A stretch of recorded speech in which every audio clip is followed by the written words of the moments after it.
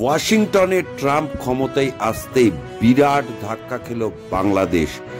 বড় সিদ্ধান্ত নিলেন ট্রাম্প। বাংলাদেশ সহ সমস্ত দেশগুলোতে তিনি আর্থিক সাহায্য 90 দিনের জন্য বন্ধ রেখে দিলেন। এই মুহূর্তে সবথেকে বড় খবর যে বাংলাদেশের সমস্ত মার্কিনী সাহায্য বন্ধ করে দিলেন মার্কিন প্রেসিডেন্ট ডোনাল্ড ট্রাম্প। একদম পরিষ্কার বিবৃতি দিয়ে মার্কিন স্টেট সেক্রেটারি মার্কো রুবিও তার আদেশনামায় প্রেসিডেন্টকে কোট করে লিখছেন, সমস্ত আর্থিক সাহায্য বাংলাদেশকে বন্ধ করে দিল ডোনাল্ড ট্রাম্প। আর এখানেই ভারতের জয় দেখছেন কূটনৈতিক মহল। ইতিমধ্যেই ডোনাল্ড ট্রাম্প যেদিন রাষ্ট্রপতি হিসাবে শপথ নিয়েছিলেন সেদিন ভারতের প্রধানমন্ত্রী নরেন্দ্র মোদীর বিশেষ শুভেচ্ছা বার্তা নিয়ে পৌঁছেছিলেন বিদেশমন্ত্রী ভারতের এস জয়শঙ্কর প্রেসিডেন্ট ডোনাল্ড ট্রাম্পের কাছে।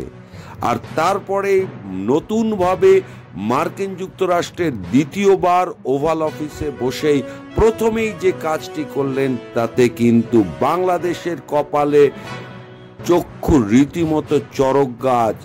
মার্কিন সাহায্য বন্ধ হয়ে গেল বাংলাদেশে। কি করবে ইউনিট সরকার? ইউনিট সরকার যেভাবে ভারত বিরোধী পদক্ষেপ নিয়ে চলেছেন এবং তাতে ভারতের মিত্র মার্কিন রাষ্ট্রপতি ডোনাল্ড ট্রাম্প কিন্তু বাংলাদেশের এই পদক্ষেপকে কোনোভাবেই বর্তমান মার্কিন প্রশাসন সহযোগিতা যে করছে না, সহমত পোষণ করছে না, তা কিন্তু কার্যকর হয়ে গেল ওয়াশিংটনে হোয়াইট হাউসে প্রেসিডেন্টের আদেশনামা থেকে। 90 দিনের জন্য বাংলাদেশকে আর্থিক সাহায্য সম্পূর্ণরূপে বন্ধ করে দেওয়া হয়েছে। একই সঙ্গে আর্থিক সাহায্য বন্ধ করা হয়েছে বিশ্বের অন্যান্য দেশগুলোতেও।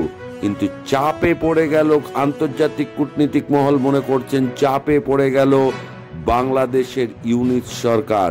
ইউনিট সরকার যেভাবে লাগাতার ভারত বিরোধিতা করে আসছে এবং যেভাবে বাংলাদেশে জামাতিদের ক্ষমতা এবং প্রভাব প্রতিপত্তি বাড়ছে এবং পাকিস্তানের যেভাবে বাংলাদেশ প্রীতি বেড়েছে, যেভাবে বাংলাদেশের পাকিস্তান প্রীতি বেড়েছে, তাকে মোটেই ভালো করে দেখছে না বর্তমান মার্কিন প্রশাসন।